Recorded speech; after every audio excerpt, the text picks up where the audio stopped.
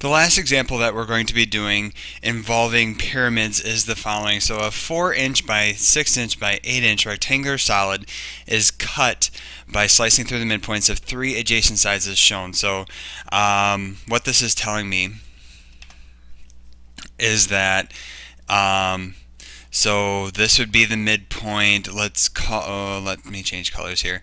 So this would be the midpoint. This would be, say, this might be the 6-inch piece, so let's call this 6 inches.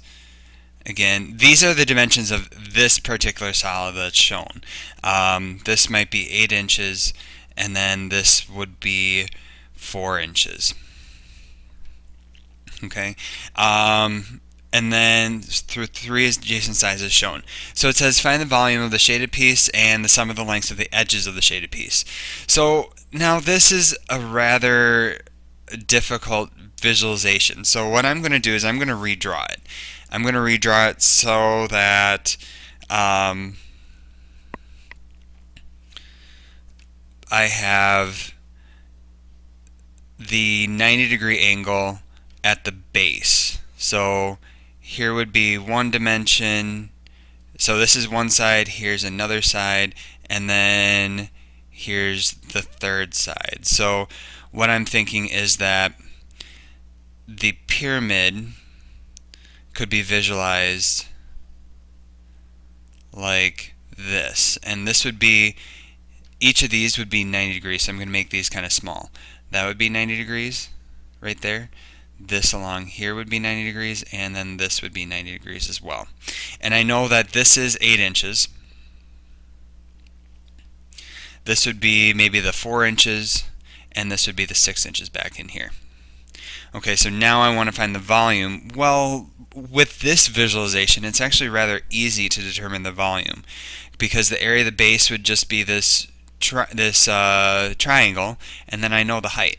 So volume is equal to 1/3 times the area of the base times the height, and so this is going to be 1/3 times, and the base here is going to be 1/2 times 6 times 4, and then the height is going to be 8. And so when I do this computation out, let's see, the 1/3, 1/2, and 6 cancel, because that would be 1/6 together, and that would cancel, so I would just get 32 inches cubed. Okay, so that was, once I got the diagram set up, that was actually kind of quick. Now, for part B, it says find the sum of the lengths of the edges of the shaded piece that is cut off. So I need to find these missing lengths. So I know 3 of the sides, and I need to determine each of these. Now, if I view this bottom triangle, that is a right triangle with legs of 6 and 4. So this side would be the square root of, let's see, 36 plus 16. So this would be the square root of 52 using the Pythagorean theorem. This next side here would have a side of 8 or a leg of 8 and a leg of 6, and that actually follows the Pythagorean triple of 6, 8, 10. And then the last length here, this one, has a leg of 8 and a leg of 4.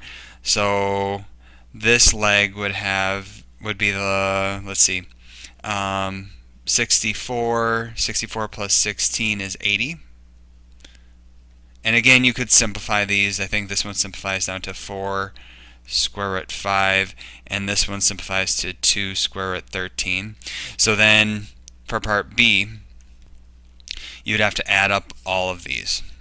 And when you do that, well, let's write it out. So 4 plus 6 plus 8 plus 10 plus 2 square root 13 plus 4 square root 5.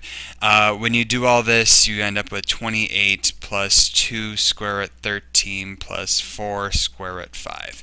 Okay, so again, the key to this problem really was getting the diagram set up correctly.